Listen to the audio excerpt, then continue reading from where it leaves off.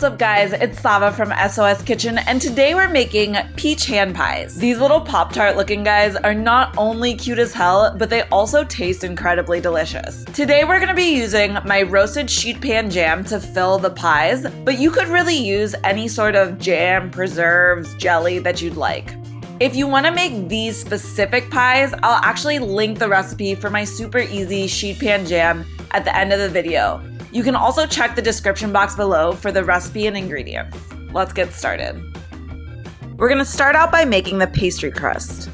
In a large bowl, add some flour, salt, and sugar, and give it a little mix.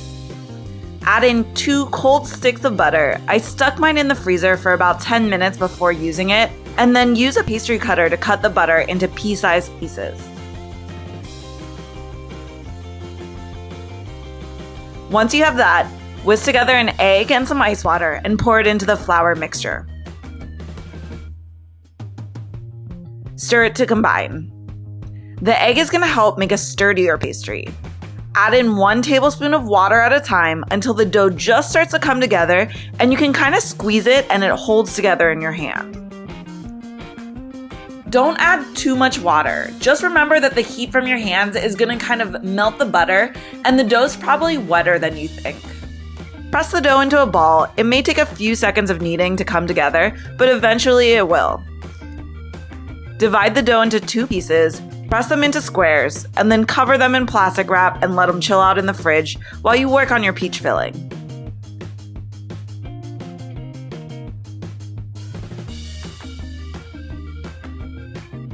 For the filling, add the peach preserves or your jam of choice into a small pot over medium heat.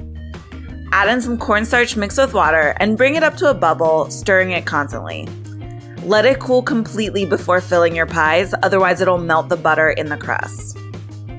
Take one of your chilled pastry crusts out of the fridge and roll it out into a 12 by 12 inch square.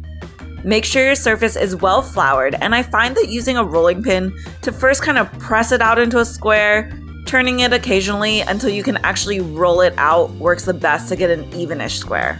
This dough is also pretty forgiving, so if you see a spot that needs some crust or some, more space, tear off some dough from elsewhere and duct tape it into place. The dough should be about 1/8 of an inch thick when you're done. Using a ruler and a sharp knife, mark out 3 by 4 inch rectangles. Once you've marked the lines, use your roller and a knife to cut them out. If you don't want to go through all this hassle, then you could also just use 4-inch round cookie cutters. That works great. You don't have to measure anything. And let me tell you, round pies taste exactly the same as square pies. Once your dough is cut, brush the entire surface with a beaten egg. This is going to hold the pies closed and also act as a barrier to the filling so that the crust doesn't get all soggy. Put about 3 tablespoons of filling down on 6 of the rectangles, and then top them, egg wash side down, with the other 6 rectangles, kind of sandwiching the preserves between the pastry. A bench scraper was super helpful for me here, but you can definitely do it without one. Using a fork, mark and press to seal the edges of each pie. Poke a few holes in the top to allow steam to escape and continue making all 12 pastries. Put your pies onto a lined baking sheet and brush them with the rest of the egg wash. Cook them in a 350-degree oven for 25 to 30 minutes until they're beautiful golden brown. When they come out, immediately move them onto a wire cooling rack to cool completely so that the crust doesn't get soggy. If you're not icing them, you can serve these right away while they're still warm, but if you are icing them, you have to let them cool completely, otherwise that icing will just slip right off. This might be one of the hardest weights of your life. You can make any type of glaze you'd like to top these. Honestly, you don't even need a glaze, but I'm making an amaretto glaze today because there's amaretto in my peach filling. Combine 2 cups of powdered sugar with some amaretto and whisk it together until you have a thick, smooth topping. Once your pastries are cooled, spoon some glaze over each pie.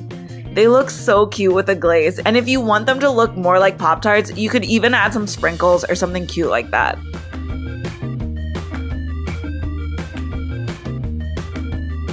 That flaky, buttery crust with the peaches inside and the amaretto glaze on top. I mean, I know I said you don't have to glaze them, but I kind of think you do. Now that it's starting to get cooler in New York and I'm able to bake again without sweating my you-know-what off, this is a great recipe to start off the baking season with. I think that you should try it at home. Let me know how it tastes, and thanks for cooking with me again. Bye.